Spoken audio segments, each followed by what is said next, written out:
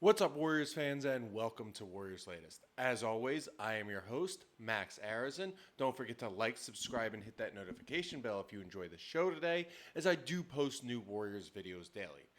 Now, at long last, Media Day is here, and I spent the majority of the day going over it, seeing how players reacted to certain questions, and I gotta say, I am looking forward to watching this team this season. Now, this team not as talented as previous championship teams we've seen with the Warriors, but definitely the same singular mindset. I saw every single guy from the newcomers to the vets to the core three of Draymond, Jimmy, and Steph know what they're doing.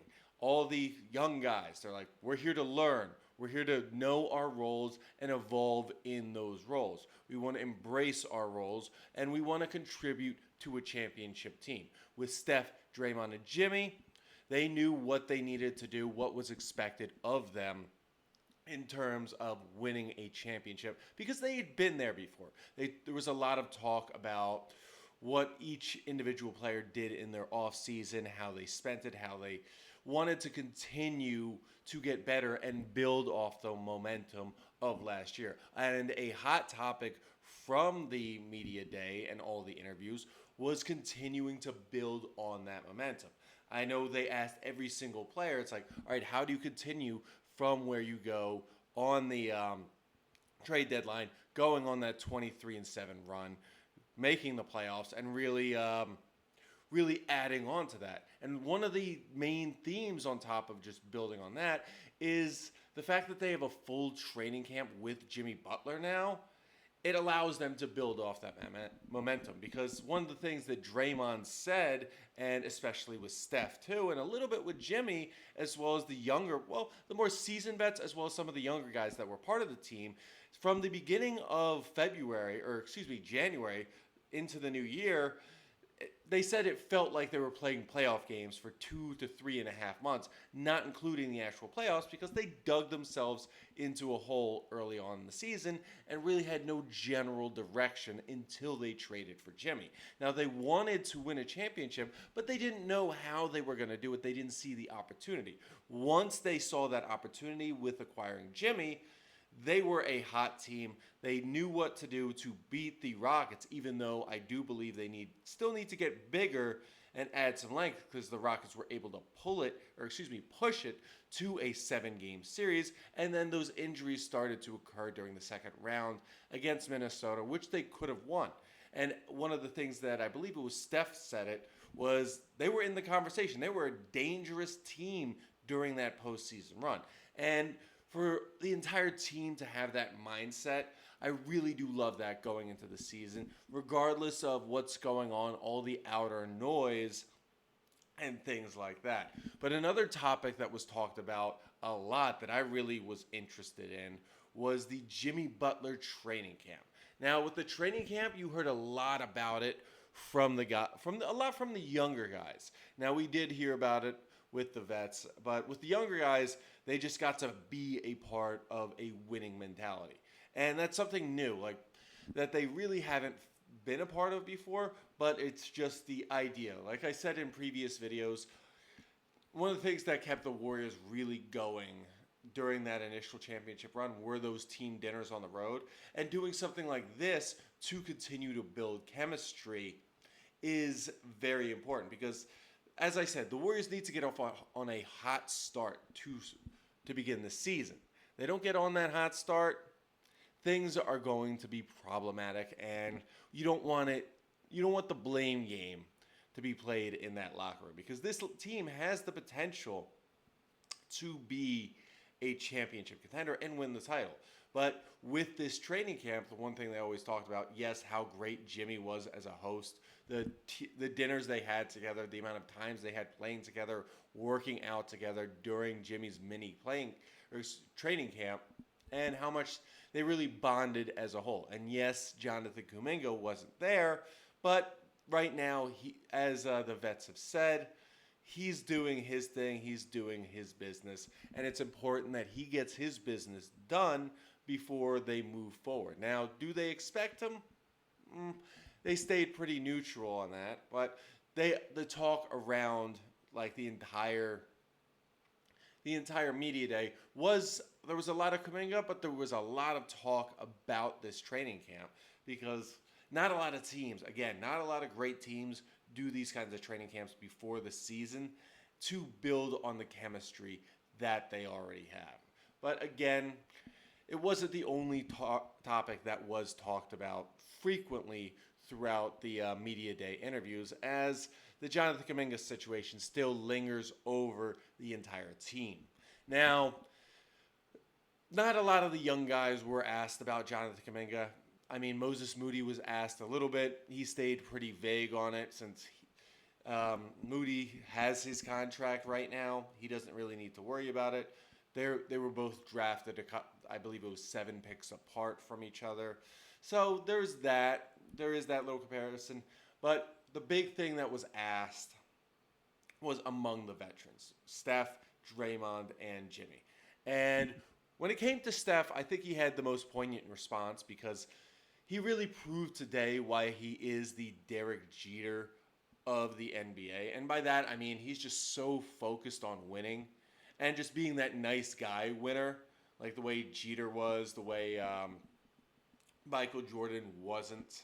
He's just such that nice guy winner, but to the point of being where winning is the only thing that matters because winning will build winning off the court as well. And he's just so focused on that winning aspect that he's like, you know what? Kuminga, I understand where you're coming from. Everybody, there's a business side to the NBA. There's always that duality. I say, go get your money, but should you come back, we expect you ready to go 100% bought in. And there's no question about that. They said they've talked to him multiple times. He wants to be there. So I do believe that if he's brought back, at least the core 3 expect him to be a big part of their lineup moving forward. And now that they have a little extra reinforcements, they have a lot to work with. And that's something I like. And you go on to Jimmy. Jimmy was a little less poignant about JK's situation. He's like, hey, it is what it is. It'll get figured out. He talked about his situation in Miami. Things are just going to work themselves out one way or another, and everybody's going to be happy, whether Kuminga gets shipped to another team or he stays with the Warriors. Yeah, the rumors are still out there. They could bring in Royce O'Neal, Nick Richards in and trade for him, or even trade him over to Chicago, bring in Nikolai Vucevic. But one of the things that Draymond did touch about a lot is, look, just because you have in contract negotiations, it's always going to play hardball. Some side is always trying to win, and rarely is it a win-win situation. Because say you overpay for Kuminga, then he doesn't live up to his contract. Kuminga wins, the Warriors lose, and the fans lose as well. Say the Warriors win and they get him on a cheap contract and he outplays that contract, the Warriors obviously win, while Kuminga does get his money. He doesn't get nearly enough of what his value is. Similar to how Steph outplayed his initial contract, I believe it was 4 years, $44 million, up until he won his second MVP, which was a huge bargain for the Warriors and allowed them to go to the title multiple seasons, I believe winning 3 out of 4. So that was a big reason the Warriors were able to do well. But it all really depends because the negotiations are tough. And as Draymond said, there were numerous times in his career where the negotiations were tough, but he thought it was game over with the Warriors. I believe it was first time he became a free agent after the 2016 season. He's like, I don't know if I'm coming back. The next thing you know, he reaches out to a team.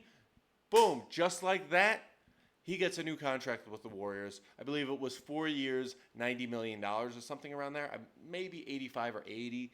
Not entirely sure. That was a hot second ago. But he said the same thing about his current contract. 2 years ago, after the punch with Jordan Poole, he thought he was as good as gone. He thought it was game over for him. And yet, here he is, his 14th straight media day with the Golden State Warriors. So just because the negotiations have been tough doesn't mean Jonathan Kuminga doesn't have the potential to be here for a long time. That's what Draymond believes. And you know what? If he believes that, He understands the business side. Let's see this play out.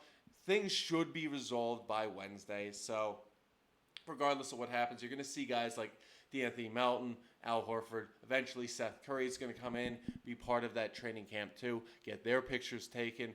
But it's an eventuality. It's going to get resolved.